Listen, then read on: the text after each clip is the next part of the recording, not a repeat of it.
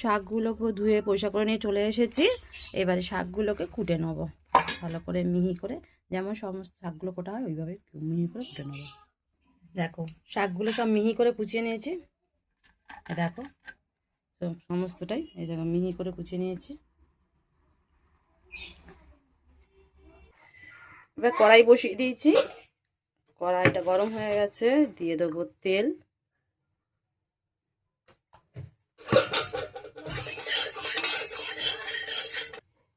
আমাদের লাগবে শুধু একটা শুকনো লঙ্কা ফোড়ন হিসাবে, তো ওই লঙ্কাটা আমি ফাটিয়ে দিয়ে দেবো।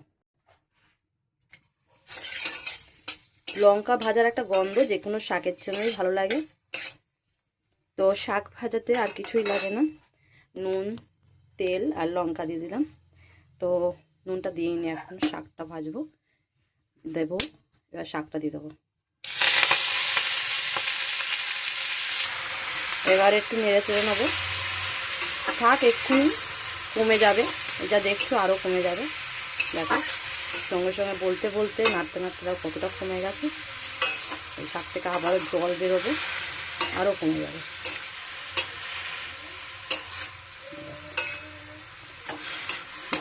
সুগার কমাতে এই শাক কিন্তু ভীষণ উপকার। তো এই শাক ভাজা অবশ্যই খেতে পারো, আলু দিয়ে তরকারির মতন করেও খেতে পারো, যে যেভাবে খুশি। শাকটা কিন্তু ভীষণ উপকার। এইভাবে নাড়তে নাড়তে শাকের জলটা কিন্তু পুরো মরে গেছে। এবারে আমি একটু শাকটা পরিমাণটা যেহেতু কমে গেছে, এবারে নুনটা দেব। আবার একটু নেড়ে চেড়ে নেব।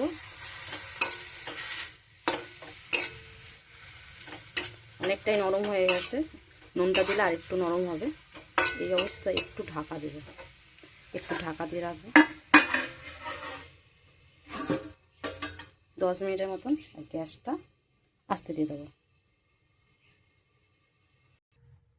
5 মিনিট পর ঢাকনাটা খুলে নেব।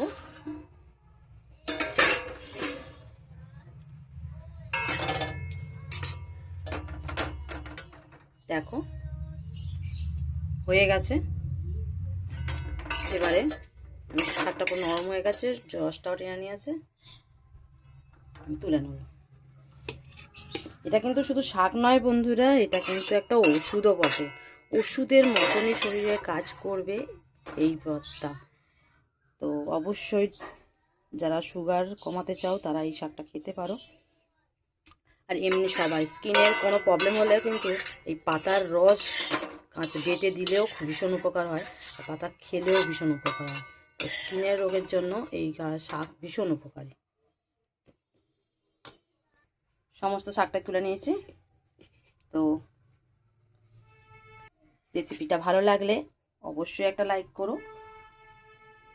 আর তোমরা কে কে এই জিনিসটা আগেও জানতে অবশ্যই কমেন্ট করে জানাও।